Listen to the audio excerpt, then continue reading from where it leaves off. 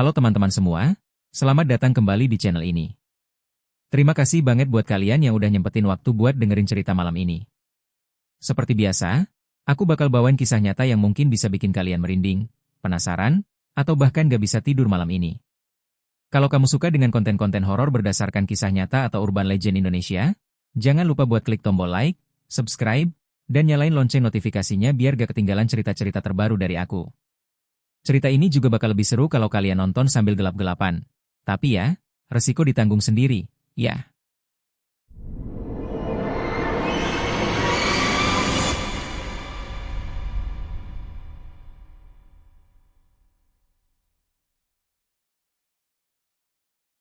Namaku Andre, umurku 26 tahun, dan aku asli Solo. Beberapa tahun lalu, aku sempat kerja jadi relawan survei lingkungan di daerah sekitar Bendungan Wonogiri. Bendungan ini luas banget, kelihatan tenang dan cantik, apalagi pas sore. Tapi kalau malam, suasananya tuh langsung beda. Anginnya lebih dingin, dan odor rasa nggak enak yang nggak bisa dijelasin. Aku bareng dua temanku, Riko dan Sinta. Kami dapat tugas dari kampus buat motret dan datain vegetasi di sekitar area bendungan. Sebelum mulai, salah satu warga lokal, Pak Warto, sempat ngasih peringatan. Kalau bisa, jangan kelamaan di bendungan pas malam. Apalagi kalau lagi kabut. Kita sih anggap itu mitos. Namanya juga tempat tua, pasti banyak cerita horor kan. Tapi ternyata, malam pertama di sono udah bikin bulu kuduk berdiri. Kami nginep di salah satu rumah warga yang disewain buat para peneliti atau tamu luar. Rumahnya sederhana tapi bersih. Ada 3 kamar tidur dan 1 ruang tamu yang langsung menghadap ke arah bendungan, cuma dibatasi sama jalan setapak dan pagar bambu. Dari sono, pemandangannya indah banget pas siang, airnya tenang, cahaya matahari mantul di permukaannya, burung-burung kadang terbang rendah, dan pepohonan di sekelilingnya kelihatan rimbun. Hari pertama kita habiskan buat keliling dan ngukur beberapa titik vegetasi. Nggak ada kejadian aneh waktu itu. Cuma hawanya ojo yang kadang mendadak dingin, walaupun matahari lagi terik-teriknya. Sinta, yang paling sensitif dari kami bertiga, beberapa kali berhenti jalan, terus ngelihat ke satu titik di bendungan. Waktu aku tanya, dia cuma jawab, kayak odo yang ngeliatin kita. Tapi karena Sinta memang kadang suka gitu, aku dan Riko anggap biasa ojo. Malamnya, kami ngumpul di ruang tamu sambil nyusun data dan foto. Riko sibuk ngedit gambar di laptop, Sinta nulis laporan harian, dan aku ngopi sambil buka-buka peta kawasan bendungan. Sekitar jam 9 malam, udara mulai berubah. Angin dari arah bendungan makin kencang, tapi anehnya, suara jangkrik yang tadi sempat rame, tiba-tiba hilang. Sunyi. Kayak semua suara alam berhenti bersamaan. Itu pertama kalinya aku ngerasa merinding tanpa alasan. Beberapa menit kemudian, kami dengar suara kayak air diceburin batu. Plung. Aku pikir odo hewan jatuh atau mungkin ranting. Tapi suara itu datang lagi dan lagi dari arah bendungan. Riko buka jendela, lihat keluar, tapi gelap. Cuma kelihatan kabut tipis yang mulai naik dari permukaan air. Dia nutup jendela buru-buru dan bilang, udah jangan lihat ke sono. Gak enak feeling gue. Sekitar jam 9:30, Sinta pamit tidur duluan. Aku dan Riko masih ngobrol sebentar, tapi suasananya makin gak enak. Rasanya kayak ada orang lain di rumah itu, padahal jelas cuma kami bertiga. Ada suara langkah pelan-pelan di teras bambu, tapi waktu kami buka pintu, nggak ada siapa-siapa. Cuma udara dingin yang langsung masuk kayak nyambut kami keluar. Akhirnya kami putusin buat istirahat juga. Aku tidur di kamar tengah, Riko di kamar depan, dan Sinta di kamar belakang. Baru ojo aku matiin lampu, baru juga mau merem, tiba-tiba pintu kamar bunyi kayak didorong pelan-pelan dari luar. Krek, aku pikir mungkin Riko mau ke kamar mandi atau Sinta lupa ngunci pintu. Tapi waktu aku buka, lorong rumah gelap dan sepi. Aku sempat teriak pelan, "Ko?" Tah. Nggak ada jawaban. Aku cek kamar mereka masing-masing, dua-duanya terkunci dari dalam. Oke, mungkin angin. Balik ke kamar, aku coba tidur lagi. Tapi kali ini suara dari luar makin aneh. Kayak ada seseorang yang jalan pelan di halaman depan, terus suara seperti air ditapakin. Ceplek-ceplek, kayak kaki basah yang nginjek upin. Aku makin gak bisa tidur. Ambil senter, aku buka jendela sedikit dan senterin keluar. Awalnya nggak ada opo-opo. Tapi pas aku arahkan ke sisi kanan, aku ngelihat siluet. Sosok perempuan. Berdiri di ujung pagar bambu, rambut panjang, kepala sedikit nunduk. Nggak gerak sama sekali. Aku langsung tutup jendela buru-buru. Aku nggak berani tidur lagi. Aku duduk di ranjang, nunggu sampai pagi, sambil megang dan berdoa dalam hati.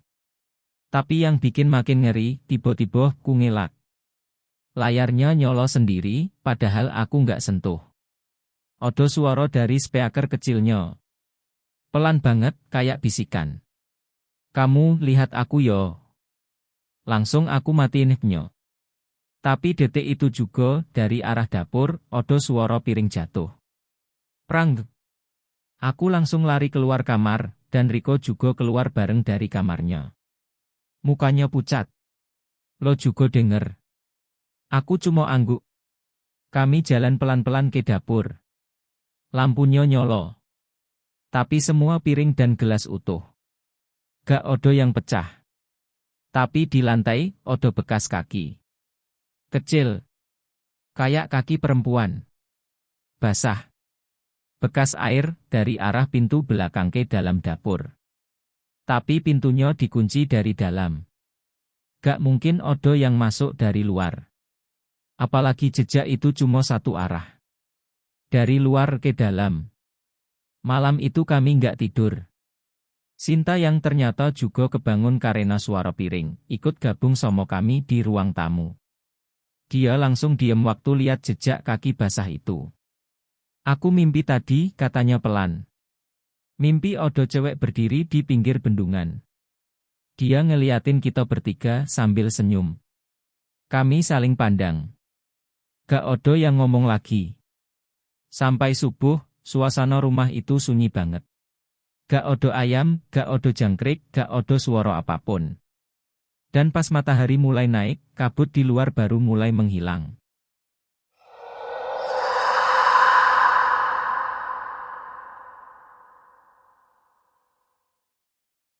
Sekitar jam 10 malam, Riko keluar penginapan nyari sinyal. Katanya dia berdiri deket pohon beringin yang letaknya deket banget sama pinggiran bendungan. Di situ emang agak tinggi, dan kalau berdiri di bawah pohon itu, kita bisa ngeliat permukaan air yang luas banget, gelap, tenang, tapi dalam. Di siang hari ojo tempat itu udah kerasa serem, apalagi malam. Waktu dia balik, mukanya pucat kayak nggak ada darah sama sekali. Bajunya agak basah di bagian bawah, padahal tadi dia cuma sebentar keluar. Nafasnya juga nggak teratur, kayak habis lari jauh, padahal jalan dari bendungan ke rumah itu cuma beberapa meter. Dre, katanya pelan. Gue lihat cewek di tengah air. Jalan pelan, tapi kakinya nggak nyentuh tanah. Dia ngilang pas gue nyorot senter. Aku langsung diem. Awalnya aku kira dia bercanda atau halu karena capek.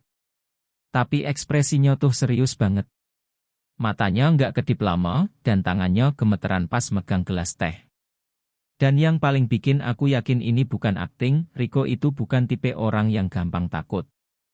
Dia anak gunung, udah biasa tidur di hutan, kadang suka ngeledekin cerita-cerita hantu. Tapi malam itu, dia bener-bener kayak orang yang habis ngeliat sesuatu yang gak bisa dijelasin pakai logika. Sinta yang lagi di kamar langsung keluar waktu denger suara gelas Riko nyenggol meja. Dia nanya ada opo, dan Riko cuma jawab singkat, nggak usah keluar malam-malam lagi. Udah, pokoknya jangan. Kami bertiga akhirnya duduk bareng di ruang tamu, lampu dibiarkan menyala semua, bahkan kamar juga gak ada yang dimatiin. Waktu itu kami belum tahu opo yang sebenarnya Riko lihat. Tapi malam itu jadi malam paling hening selama kami di sono. Nggak ada yang ngobrol, nggak ada yang ngelawak kayak biasanya. Cuma suara detak jam dinding yang pelan-pelan malah makin bikin tegang. Besok paginya, kami coba nanya-nanya ke warga. Rasa penasaran kami lebih besar dari rasa takut. Lagi pula, kalau gak ada kejelasan, suasana hati Riko juga makin kacau. Dia udah mulai diem, gak nafsu makan, dan ngelamun terus. Waktu kami datangi salah satu warung dekat gang kecil, kami ketemu sama ibu tua yang sering jualan jajanan tradisional. Badannya kecil, pakai kain batik dan keboyo, rambutnya disanggul rapi. Namanya Bu Saminah. Pas kami nanya soal hal-hal aneh di sekitar bendungan, awalnya beliau cuma senyum. Tapi senyumnya tuh kayak senyum yang ngerti banget sesuatu tapi nggak langsung mau ngomong. Baru setelah Sinta bilang, teman Soyo semalam ngeliat perempuan di atas air, Bu Saminah langsung berhenti senyum. Wajahnya berubah serius. Dia ngelihat ke arah kami satu-satu, terus bilang pelan, kalau kamu lihat dia, berarti dia suka sama kamu. Tapi kalau dia nunggu kamu, berarti dia minta ganti. Kami bertiga langsung saling pandang. Aku ngerasa bulu kuduku langsung berdiri. Kalimatnya singkat, tapi nadanya tuh dingin. Bukan kayak cerita horor biasa. Ini lebih kayak peringatan yang udah terlalu sering diulang sama beliau. Sinta nanya pelan, minta ganti maksudnya opo, Bu? Bu Saminah ngelirik ke arah bendungan, lalu pelan-pelan jawab, dulu waktu bendungan ini dibangun, katanya sempat ada ritual. Buat nutup tanahnya, biar airnya gak ngamuk. Tapi bukan sembarang ritual yang dikorbankan manusia. Wanita muda. Sejak itu, katanya, tiap beberapa tahun, ada ojo yang hilang. Biasanya perempuan. Tapi pernah juga laki-laki. Dan katanya, yang hilang itu dipilih sendiri. Oleh dia. Riko yang duduk di pojok langsung berdiri, pamit balik ke penginapan.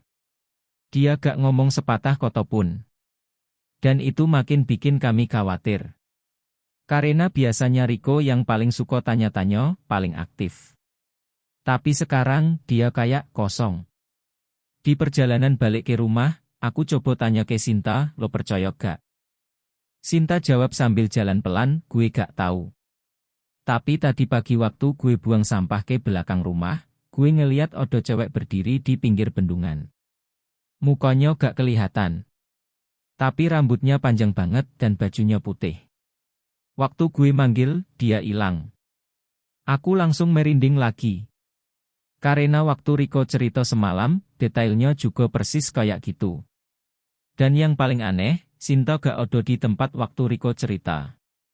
Gak mungkin mereka berdua bikin cerita yang sama tanpa tahu cerita satu sama lain. Sampai rumah, Riko ngunci diri di kamar. Gak mau keluar. Bahkan sampai sore, dia gak jawab waktu aku ketuk pintu.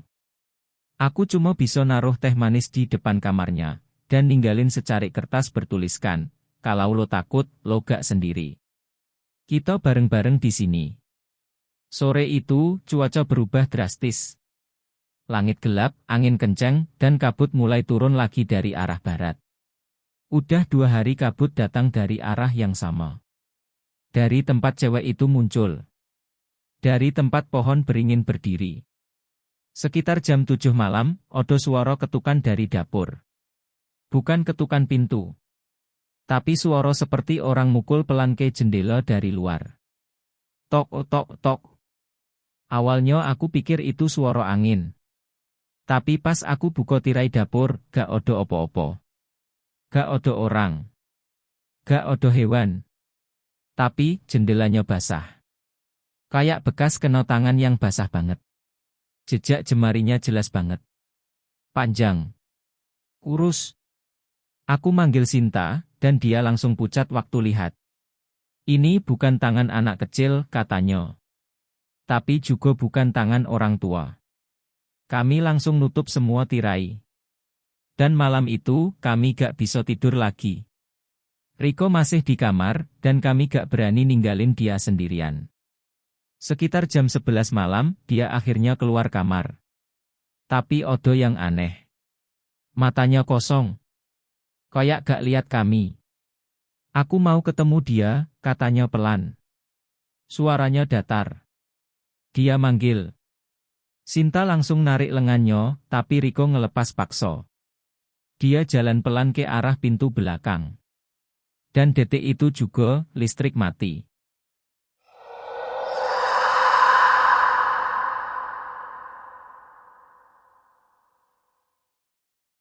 Hari ketiga, suasana makin kerasa berat. Riko belum banyak ngomong sejak kejadian malam itu. Bahkan pagi ini, dia cuma duduk bengong di teras, matanya kayak kosong. Sinta sempat bisik ke aku, katanya semalam dia denger Riko ngomong sendiri di kamar. Suaranya pelan, kayak ngobrol sama seseorang, tapi gak jelas siapa. Aku sempat pengen nekat nanya langsung, tapi takut malah bikin dia makin stres. Akhirnya aku putusin buat ngajak dia ke warung, biar seenggaknya ketemu orang dan gak terkurung dalam pikirannya sendiri. Pas kami lagi duduk di warung kecil yang letaknya deket balai desa, tiba-tiba kepala dusun datang. Namanya Pak Bimo, usianya mungkin udah 50-an lebih, tapi masih kelihatan bugar. Rambutnya cepak, pakai kemeja batik lengan pendek, dan coro bicaranya tenang. Setelah basa-basi, dia tiba-tiba mulai cerita, seolah tahu apa yang kami alami tapi gak langsung nyebutnya. Dulu, katanya sambil ngaduk kopi, sebelum bendungan dibangun, daerah ini dulunya desa yang rame. Ada sekolah, pasar, sawah, rumah-rumah yang berdiri sejak zaman Belanda. Tapi semua itu hilang dalam waktu beberapa bulan gara-gara proyek bendungan. Aku dan Sinta langsung berhenti makan. Kami berdua saling pandang, dan pelan-pelan mulai fokus dengerin. Riko diem, tapi matanya ngelirik Pak Bimo, seolah dia juga penasaran. Waktu itu, semua warga diminta pindah. Dikasih kompensasi, tapi gak semua setuju. Ada satu keluarga, suami istri dan anak perempuan mereka. Katanya keras kepala. Mereka percaya kalau tanah itu udah dijogo leluhur mereka sejak lama, dan pindah sama ojo kayak ngelawan warisan orang tua. Pak Bimo berhenti sebentar. Seruput kopinya, terus lanjut lagi. Suaranya pelan tapi jelas, kayak ngasih wejangan, bukan cuma cerita. Mereka nolak pindah. Terakhir kali warga lain lihat mereka, itu sekitar seminggu sebelum air dari bendungan mulai masuk. Setelah itu gak pernah ada kabar. Rumah mereka ikut tenggelam, dan sejak itu gak ada yang bisa nemuin jasadnya. Aku langsung ngerasa merinding. Gak tahu kenapa, tapi cerita itu bikin tengkukku dingin. Sinta megang lengan bajuku pelan, kayak refleks karena dia juga mulai ngerasa gak enak. Banyak yang percaya mereka mati di dalam rumah itu. Terkurung, dan air masuk pelan-pelan sampai nutup semuanya. Tapi anehnya, lanjut Pak Bimo, air di bendungan itu gak pernah ngebawa mayat ke permukaan. Padahal biasanya, kalau orang tenggelam, tubuhnya bakal ngambang setelah beberapa hari. Kami semua diem. Hanya suara jangkrik dan angin kering yang lewat pelan-pelan. Pak Bimo lanjut, suaranya makin pelan seolah takut ada yang denger. Sejak saat itu, mulai ada warga yang hilang. Gak langsung banyak. Tapi pelan-pelan. Satu demi satu. Kebanyakan laki-laki muda. Katanya mereka suka nongkrong sendirian di pinggiran bendungan. Gak lama, ilang. Aku nelen ludah. Ingin nanya lebih banyak, tapi mulut rasanya berat. Yang paling serem itu cerita dari nelayan, kota Pak Bimo. Waktu dia narik jolo malam-malam, dia lihat ada wanita berbaju putih berdiri di atas air. Diam gak gerak. Tapi katanya perempuan itu nyanyi. Suaranya pelan, kayak bisikan, tapi jelas. Bukan lagu biasa. Lebih kayak mantra. Nada-nadanya gak dikenal, tapi bikin badan merinding. Sinta nutup mulut pelan-pelan. Aku lihat matanya mulai berkocok-kocok. Riko. Dia masih diem, tapi dari coro dia duduk yang makin nunduk dan tangan yang mencengkeram lutut. Aku tahu dia lagi berjuang dengan ketakutan yang makin nyoto. Pak Bimo habis minum kopinya, terus berdiri. Sebelum jalan, dia sempat bilang satu kalimat yang gak akan pernah aku lupa. Kalau kamu merosot odo yang manggil kamu dari air, jangan jawab. Jangan nengok. Jangan nyari sumber suaranya.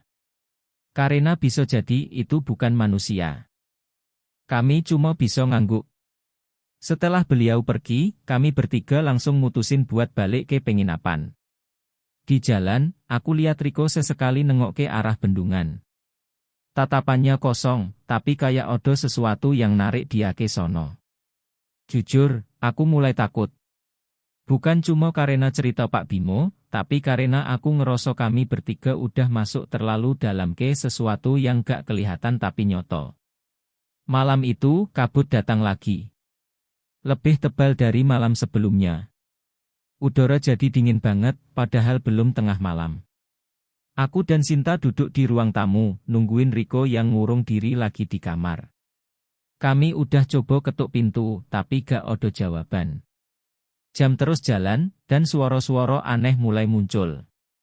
Bukan suara langkah atau pintu, tapi suara kayak alunan lagu yang gak pernah aku dengar sebelumnya. Pelan. Terputus-putus.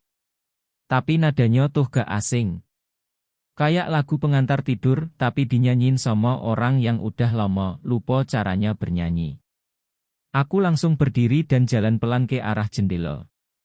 Di luar kabut tebal banget, tapi samar-samar aku lihat sosok putih berdiri di kejauhan, di dekat air. Aku langsung mundur. Sinta juga ikut berdiri, matanya melotot, mulutnya terbuka tapi gak bisa ngomong. Kami langsung masuk ke kamar dan ngunci pintu. Selama beberapa jam, kami cuma bisa duduk di lantai, saling nempel, sambil dengar suara-suara itu makin dekat. Kadang hilang, kadang muncul lagi. Dan waktu akhirnya kami ketiduran karena kecapean, satu hal aneh terjadi.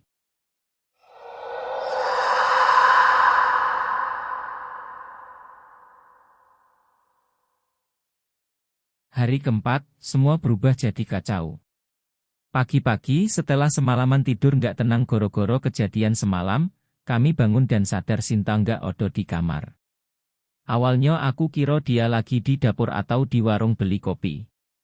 Semalam dia memang sempat bilang, besok pagi aku pengen ngopi deh, koyaknya kepala gue berat banget. Jadi kupikir ya udah, dia mungkin cari kopi di warung depan. Tapi sejam lewat, dia belum balik juga. Aku coba teleponnya, tapi mati. Aku cek kamarnya, dan disitulah mulai terasa aneh. Dompetnya masih ada di meja. Sandalnya juga nggak ada. Tapi tas, baju, charger, semuanya masih utuh. Kasurnya juga nggak rapi, kayak ditinggal buru-buru. Tapi nggak ada tanda-tanda dia keluar buat lama. Biasanya, kalau mau pergi jauh, Sinta bakal pamit atau minimal bawa tas kecil. Aku langsung gedor kamar Riko. Dia keluar dalam keadaan masih setengah ngantuk, tapi begitu aku bilang Sinta hilang, mukanya langsung tegang. Tanpa banyak omong, kami langsung keliling penginapan. Tanya ke penjogo, ke warung sebelah, bahkan ke warga yang lagi nyapu halaman. Semua jawabannya sama, gak ada yang lihat Sinta pagi itu. Panik. Itu satu-satunya kata yang bisa ngejelasin kondisi kami waktu itu. Aku udah mulai teriak-teriak manggil nomo Sinta ke sekitaran penginapan, berharap dia nyaut. Tapi yang ada cuma suara angin dan daun-daun bergesekan. Kami akhirnya lapor ke kepala dusun. Warga mulai ngumpul, dan waktu kami cerita soal sandal yang nggak ada, mati, dan dompet yang ketinggalan, salah satu ibu-ibu nyeletuk pelan, jangan-jangan dia ke arah barat bendungan. Aku langsung nengok ke ibu itu, dan sebelum aku sempat nanya maksudnya, ada bapak tua yang nimpalin, itu tempat paling wingit, Mas. Sering ada suara tangisan dari sono kalau malam. Udah lama gak ada yang berani ke situ. Riko kelihatan makin pucat. Dia cuma berdiri diem, pandangannya kosong, dan tangannya mencengkram tali tasnya erat banget. Akhirnya, warga sepakat buat bantu cari bareng-bareng. Sekitar 15 orang ikut nyisir ke arah barat bendungan. Kami jalan lewat jalan setapak yang mulai jarang dipakai. Rumputnya udah tinggi, dan pohon-pohon di situ rimbun banget, bikin suasana tambah mencekam. Setelah hampir 1 jam jalan, kami sampai di tepi bendungan bagian barat. Tempat itu benar-benar beda dari sisi lainnya. Airnya kelihatan lebih gelap. Langit mendung, tapi anehnya nggak ada angin.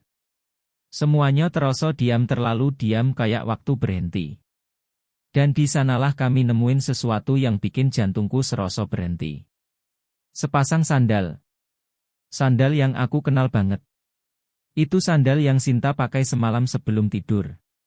Warnanya biru muda, agak usang, ada tali yang sobek sedikit di pinggir.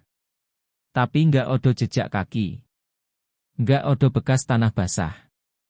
Nggak ada tanda-tanda orang baru ojo berdiri atau jalan dari situ. Hanya sandal itu, sendirian, ditaruh rapi di pinggir beton bendungan. Seolah-olah ditinggalin dengan sengaja. Aku langsung lari ke pinggiran air, ngelihat ke bawah, berharap jangan sampai ada tubuh mengambang atau sesuatu yang nyangkut di ranting. Tapi airnya tenang banget. Terlalu tenang. Kayak kocok. Padahal biasanya, di bendungan itu pasti ada riak air. Tapi ini hening. Bahkan bayangan langit bisa kelihatan jelas di permukaan air. Salah satu warga langsung teriak manggil nomo Sinta. Yang lain ikut manggil. Tapi gak ada jawaban. Cuma gema suara kami sendiri yang memantul. Riko gak ikut teriak. Dia berdiri di belakang, memeluk dirinya sendiri. Badannya mulai gemetar, keringat dingin ngucur dari pelipisnya, dan aku lihat dia beberapa kali melirik ke air, lalu buru-buru alihin pandangan. Aku samperin dia pelan-pelan. Lo kenapa? Tanyaku sambil nepuk bahunya. Dia gak jawab. Tapi tiba-tiba dia ngomong pelan, nyaris berbisik. Dia manggil gue. Aku merinding. Siapa? Tanyaku cepat. Tapi dia gak jawab. Malah mundur pelan, kayak takut sama bayangannya sendiri. Matanya merah, kayak nahan tangis atau panik yang luar biasa.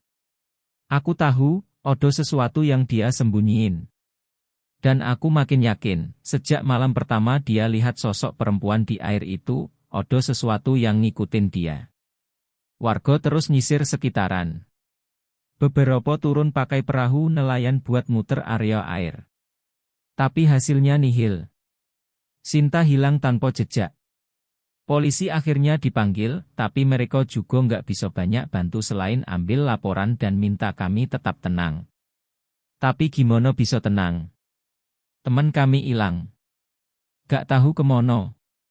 Dan semua kejadiannya gak masuk akal. Malamnya, kami semua dikumpulin di balai desa buat diskusi lanjutan. Pak Bimo, kepala dusun, akhirnya ngomong sesuatu yang gak aku duga. Kalau memang dia diambil, satu-satunya cara adalah manggil dukun desa. Aku pikir dia bercanda. Tapi ternyata serius. Warga setempat masih percaya, kalau ada yang hilang di bendungan dan gak balik-balik, bisa jadi bukan karena tenggelam atau kecelakaan biasa. Ada yang minta. Dan kalau itu yang terjadi, satu-satunya harapan adalah lewat perantara orang yang bisa ngobrol sama yang tak kasat mata. Akhirnya, kami sepakat. Besok subuh, ritual akan dilakukan. Aku gak pernah ikut hal-hal semacam itu sebelumnya, tapi malam itu, aku gak bisa tidur. Bukan karena takut. Tapi karena ada suara yang terus berbisik di luar jendela. Pelan, tapi jelas. Kayak suara Sinta. Memanggil namaku. Minta tolong. Dan ketika aku beranikan diri ngintip lewat jendela, aku lihat sesuatu berdiri jauh di pinggir air. Sosok putih. Rambut panjang. Tegak menatap ke arahku. Tapi aku tahu itu bukan Sinta. Bukan temanku. Itu sesuatu yang lain.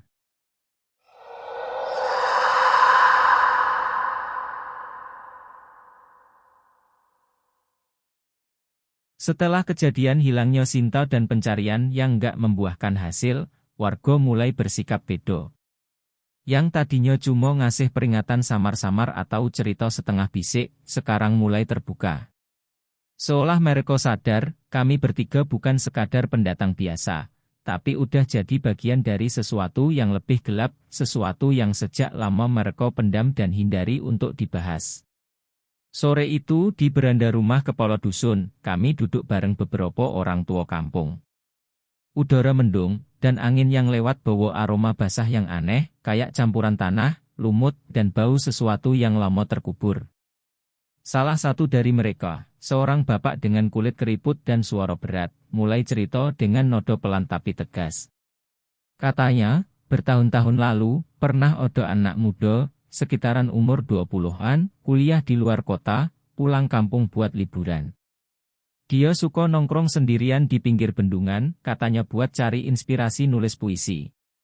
Suatu malam, dia pulang dalam keadaan linglung. Mukanya pucat, matanya kosong. Besoknya, dia hilang. Gak ada jejak, gak ada tanda-tanda dia pergi ke mono-mono. Keluarganya nyari ke mono-mono, bahkan sampai bawa paranormal dari luar kota. Tapi tetap ojo nihil. Sampai akhirnya, ada dukun tua di kampung yang bilang, dia udah diambil. Karena dia dilihat. Karena dia sempat dibisik. Riko waktu itu duduk di sebelahku. Aku bisa ngerasain tangan dia sedikit gemetar. Dia gak ngomong opo-opo, tapi dari sorot matanya aku tahu dia lagi mikir keras. Lalu dia bisik pelan ke aku, berarti bukan Sinta yang diminta. Aku nengok ke dia. Maksud lo? Dia nelan ludah, napasnya berat. Gue yang lihat dia duluan. Malam itu, waktu gue cari sinyal. Gue lihat sosok cewek di tengah air. Aku baru nyadar. Dari awal, yang jadi target bukan Sinta. Dia bisa ojo cuma umpan. Atau mungkin pengalih perhatian. Dan itu artinya, Riko ada dalam bahaya sekarang. Bahaya yang gak kelihatan, gak bisa dilawan dengan logika. Kami makin panik. Tapi salah satu warga tua nyeletuk lagi, kadang yang dilihat duluan itu cuma ditandai. Tapi yang dijemput tergantung siapa yang lebih kuat auranya. Biasanya yang cerewet, yang aktif, atau yang jadi pusat kelompok. Itu bikin kami terdiam. Karena kenyataannya, Sinta emang paling aktif di antara kami. Dia yang paling banyak ngomong, paling cerewet, paling sering ngajakin kita buat jalan atau diskusi soal data. Dia juga yang paling gampang akrab sama warga. Mungkin karena itu dia yang dipilih. Tapi, belum tentu. Kalau dia belum sepenuhnya dibawa, masih ada cara buat manggil dia balik, kata Pak Bimo tiba-tiba. Tapi resikonya besar.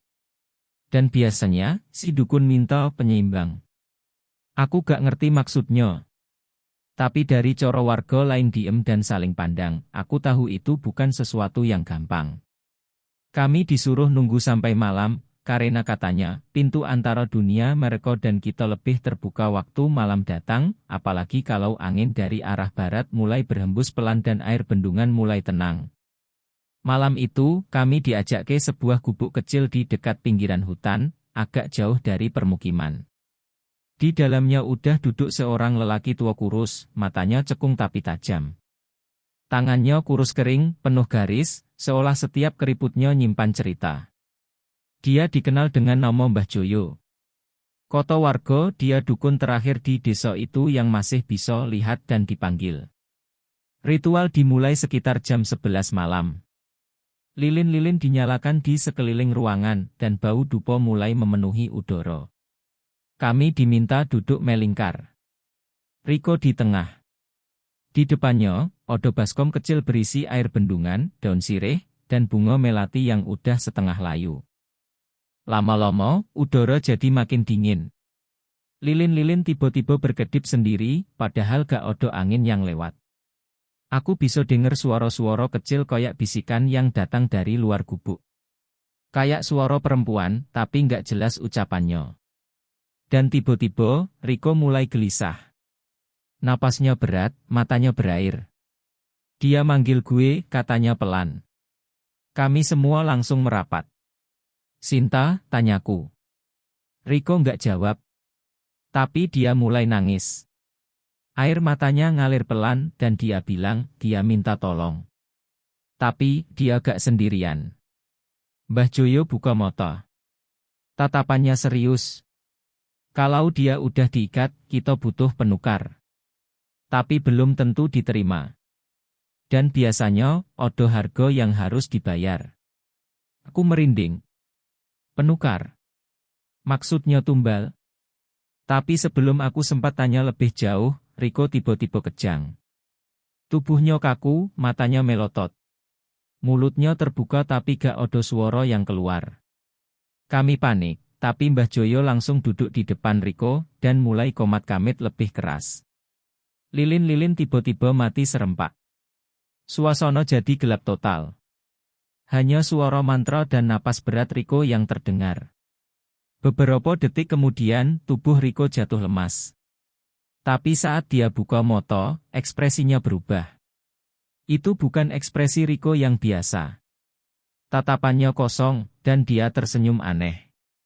Aku kedinginan katanya, tapi dengan suara yang bukan suaranya. Lebih tinggi, lebih lembut, dan mirip suara perempuan. Salah satu warga langsung bocor doa. Mbah Joyo nyiramkan air dari baskom ke kepala Riko. Seketika, dia terbatuk hebat dan kembali tersadar.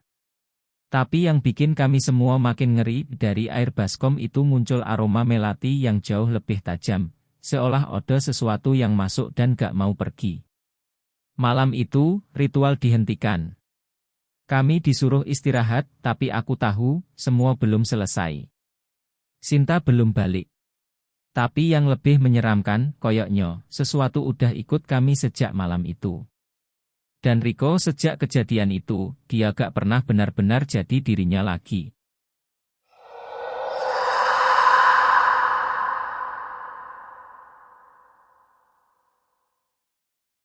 Beberapa hari setelah pencarian Sinta dihentikan secara resmi, suasana di kampung itu mulai terasa berbeda. Warga udah jarang keluar malam, obrolan soal bendungan gak kedengeran lagi, dan kami bertiga, aku, Riko, dan satu relawan lokal yang ikut bantu dokumentasi, udah mulai beres-beres buat pulang ke Jakarta. Tapi sejujurnya, gak ada dari kami yang bisa tenang. Semua terasa ngeganjel, kayak ada yang belum selesai, apalagi Riko yang makin hari makin murung. Tatapannya kosong, sering melamun, bahkan kadang ngomong sendiri pelan-pelan, kayak ngobrol sama seseorang yang gak kelihatan. Malam terakhir di penginapan, kami bertiga duduk di ruang tengah sambil nyusun fotage dan catatan selama kami liputan di sono. Aku inget banget, waktu itu jam menunjukkan pukul 2:15. Udara dingin banget. Gak ada kipas, gak ada ad, tapi dinginnya koyak nyerap sampai ke tulang. Kami lagi nonton ulang salah satu rekaman malam di pinggir bendungan, pas tiba-tiba, ada suara ketukan pelan di pintu depan.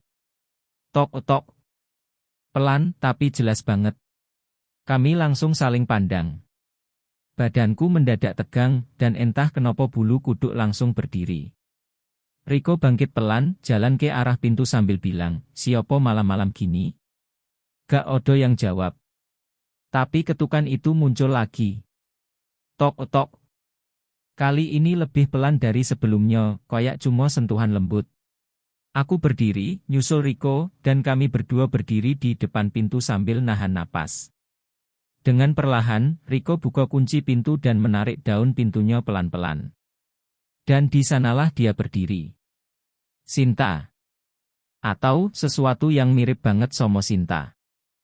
Dia berdiri diam pakai kaos dan celana panjang yang sama kayak yang terakhir dia kenakan sebelum hilang. Tapi semuanya basah kuyup. Rambutnya menempel di pipi, air menetes dari ujung bajunya. Matanya sayu, kulitnya pucat banget, dan bibirnya membiru. Tapi yang paling bikin lemas, dia nggak ngomong opo-opo. Nggak tersenyum. Nggak minta tolong. Cuma berdiri di ambang pintu dengan tatapan kosong, kayak menembus. Aku langsung maju, "Sinta." "Ya Allah, kamu dari mono ojo?" Tapi dia nggak jawab. Dia cuma jalan masuk pelan-pelan. Nggak minta izin. Nggak nyopo kami. Kakinya basah, tapi anehnya, lantai nggak ninggalin bekas air. Gak ada tapak, gak ada jejak, padahal bajunya jelas-jelas basah. Dia duduk di pojokan ruang tengah, bersila. Diam ojo. Nggak gerak. Nggak kedip.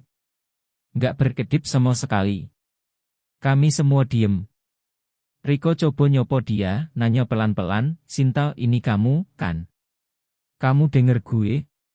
Tapi dia tetap nggak jawab. Tatapannya kosong. Pandangannya lurus ke depan, ke arah tembok, tapi bukan ke kami. Tangannya kaku di pangkuan, tubuhnya koyak patung.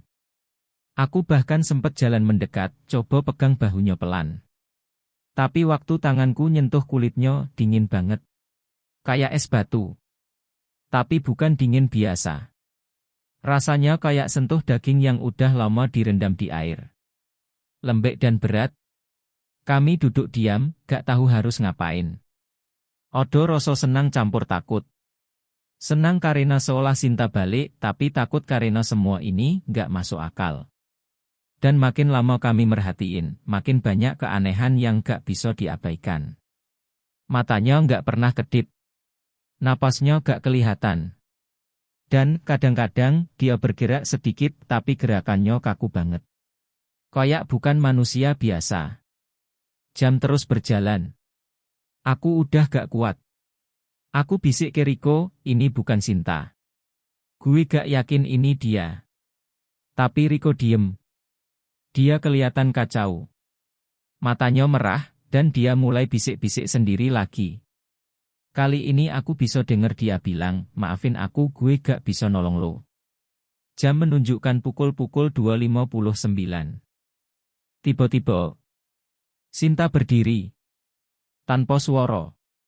Badannya tegak banget, lalu dia jalan pelan ke arah kamar tamu tempat dia biasa tidur. Kami otomatis ngikutin dari belakang, bingung tapi takut kehilangan dia lagi. Dia masuk kamar, duduk di sudut ruangan, dan matanya masih kosong. Kami cuma berdiri di ambang pintu, gak berani masuk. Dan detik berikutnya, jam berubah ke pukul 3. Sinta menghilang. Bener-bener hilang. Tanpa suara. Tanpa gerakan. 1 detik dia duduk di pojokan, detik berikutnya kosong. Ruangan kosong. Udara berubah. Lebih dingin. Lebih berat. Kami masuk kamar, panik, nyari dia di kolong kasur, lemari, kamar mandi, semua tempat yang masuk akal. Tapi gak ada siapa-siapa. Dan yang paling aneh, lantai kamar tetap kering. Gak ada jejak air. Gak ada bau. Gak ada sisa rambut. Gak ada tanda-tanda seseorang pernah duduk di situ. Koyak semuanya tadi cuma halusinasi. Kami langsung keluar, lari ke rumah kepala dusun. Ngetuk pintunya sambil ngos-ngosan dan nyeritain semuanya dari awal sampai akhir. Pak Bimo langsung manggil beberapa warga lain, dan mereka duduk sambil dengerin cerita kami. Setelah aku selesai cerita, salah satu ibu-ibu yang dari tadi diem tiba-tiba nyeletuk, itu bukan Sinta. Itu yang ngambil dia. Seketika ruangan jadi hening. Aku nelen ludah, maksudnya itu makhluknya. Si ibu cuma ngangguk. Biasanya dia datang pakai wajah yang dikangenin. Dia datang bukan buat dikasih tempat. Tapi buat ngetes. Siapa yang bakal dia ambil selanjutnya? Riko langsung pucat. Tangannya gemetar hebat, dan dia bilang pelan, dia lihat gue. Tadi malam, waktu dia masuk kamar, dia sempat noleh, dan lihat gue. Warga langsung minta kami jangan tidur malam itu. Kami dikasih air doa, dupo, dan disuruh nginep di rumah warga yang deket masjid, katanya lebih aman. Tapi jujur ojo, malam itu kami gak bisa tidur. Setiap suara angin, ranting patah, atau ketukan tikus di plafon bikin kami lompat dari duduk. Dan aku tahu dari sorot mata Riko, dia sadar dia udah ditandai. Dan ini baru permulaan.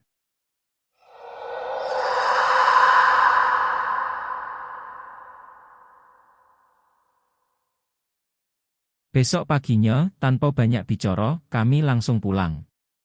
Warga cuma mengantar kami sampai batas desa. Gak odo salam-salaman, gak odo basa-basi. Bahkan beberapa dari mereka kelihatan enggan menatap wajah kami. Seolah kami bawa sesuatu yang seharusnya gak dibawa keluar dari sono. Perjalanan turun terasa seperti mimpi. Mobil meluncur di jalanan yang semalam begitu menakutkan. Tapi sekarang semuanya sunyi. Gak ada yang buka mulut. Riko duduk di kursi depan, menatap kosong ke luar jendela. Matanya merah, wajahnya kusut, dan napasnya berat. Kayak ada beban besar yang dia pikul sendirian. Aku duduk di belakang, berusaha merangkai semua yang terjadi. Tapi semakin kupikirin, semuanya makin gak masuk akal. Apa yang kita lihat waktu itu bukan cuma kejadian aneh. Bukan halusinasi, bukan mimpi buruk. Ada sesuatu yang nyoto di balik semua ini. Sesuatu yang udah lama tinggal di sono, dan selama ini cuma diam, sampai akhirnya kami datang dan ganggu keberadaannya. Sesampainya di Jakarta, hidup gak pernah benar-benar kembali normal. Kami berdua jarang komunikasi. Riko sempat hilang kabar beberapa minggu, dan pas aku coba hubungi, dia cuma bales singkat, gue butuh waktu. Setelah itu gak pernah muncul lagi. Entah dia kemono. Aku juga berusaha fokus dengan rutinitas harian. Tapi yang gak bisa kuhindari adalah rasa gelisah yang terus nempel. Rasanya kayak odo yang ikut pulang bareng. Malam-malam sering kebangun jam 3, tiba-tiba dengar suara ketukan pelan di pintu. Kadang suara air menetes di kamar mandi, padahal keran udah ditutup rapat.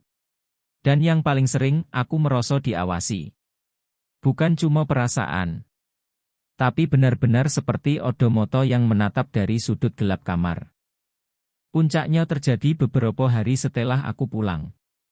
Saat itu, aku lagi beberes, niatnya mau mindahin semua file rekaman dari bendungan ke hard disk. Aku buka galeri, satu persatu aku cek. Beberapa video udah gak sanggup kutonton, terlalu berat rasanya. Tapi waktu aku buka folder Malam Cinta Hilang, aku nemu satu foto aneh. Filenya bernama Acak, kayak disimpan otomatis. Dan yang bikin aku langsung keringat dingin, aku gak pernah ingat ambil foto itu. Foto itu diambil dari sudut belakang, seolah diambil diam-diam. Di situ ada aku, Riko, dan Sinta, semua masih lengkap. Kami berdiri di pinggir bendungan, senyum menghadap ke kamera. Tapi yang bikin napasku langsung terhenti, di belakang kami, di tengah air yang tenang seperti kaca, berdiri sosok wanita berbaju putih. Rambutnya panjang, nutupin wajah. Tubuhnya miring, kepalanya sedikit menunduk. Dan yang paling membuat jantungku mencelos. Dia berdiri di atas air. Gak tenggelam. Gak basah. Benar-benar berdiri di atas permukaan air yang roto. Tangannya panjang, menjuntai ke bawah, dan di lehernya tergantung kalung manik-manik biru yang aku ingat jelas pernah dipakai Sinta sejak hari pertama kami sampai di desa itu. Aku langsung lempar ke kasur. Badanku gemetar hebat. Napasku sesak, dan rasanya pengen muntah. Tapi rasa penasaran bikin aku ngambil itu lagi. Aku zoom fotonya, pelan-pelan. Makin dekat. Makin jelas. Dan waktu aku fokus ke tangan wanita itu, aku lihat kukunya panjang, menghitam, dan menggenggam sesuatu. Benda kecil berbentuk bulat. Aku coba perjelas lagi dan baru sadar itu gantungan kunci mobil kami. Yang sempat hilang satu malam sebelum Sinta lenyap. Aku tahu itu bukan sekadar foto. Itu peringatan. Atau mungkin pertanda. Sejak saat itu, hidupku berubah total. Aku gak berani keluar malam. Bahkan suara air hujan bisa bikin aku panik. Ada trauma yang gak bisa kujelasin ke siapapun. Orang tuaku sempat ngajak aku ke psikolog, tapi aku gak bisa cerita banyak. Siapa yang bakal percaya? Kalau aku bilang ada hantu wanita penunggu bendungan yang ngambil temanku dan kirim fotonya ke HP-ku. Riko juga makin sulit dihubungi. Terakhir aku dengar, dia pindah kota, katanya cari ketenangan. Tapi aku gak yakin dia bisa lepas dari semua ini. Karena sejujurnya, aku juga gak bisa. Malam-malamku sekarang dipenuhi mimpi yang sama. Mimpi yang datang terus berulang. Dalam mimpi itu, aku berdiri di pinggir bendungan. Airnya tenang, langit gelap, dan angin berembus dingin. Di kejauhan, ada suara perempuan memanggil namaku, pelan tapi jelas. Suaranya lirih, seperti bisikan yang langsung menembus ke dalam kepala. Kadang aku coba cari sumber suaranya. Aku jalan menelusuri pinggir bendungan, dan di ujung dia berdiri. Sosok wanita itu masih berbaju putih. Masih dengan rambut panjang menutupi wajahnya. Tapi kali ini dia angkat kepala. Dan setiap kali dia menunjukkan wajahnya, aku terbangun. Jantungku berdetak kencang. Badanku basah keringat. Tapi anehnya, selalu jam 3 pagi. Selalu di waktu yang sama. Dan yang bikin aku makin takut, setiap kali aku bangun, aku ngerasa ada bau air rawa. Lembab. Anyir. Padahal kamarku di lantai 2. Gak mungkin air bisa sampai ke sini.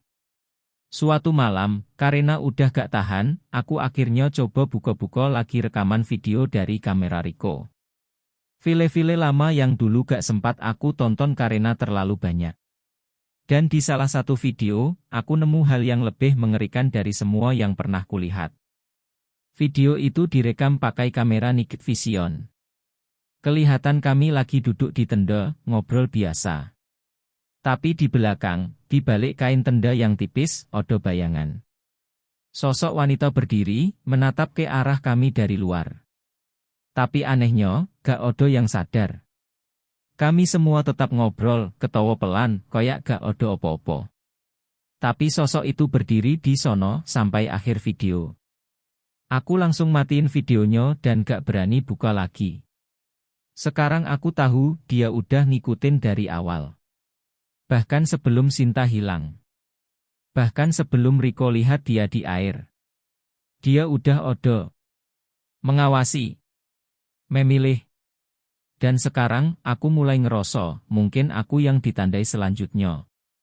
Karena setiap malam, suara air makin jelas.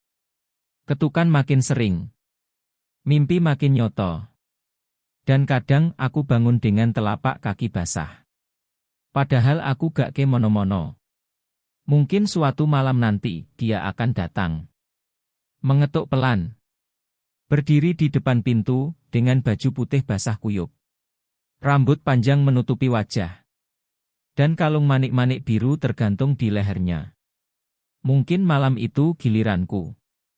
Atau mungkin giliranmu.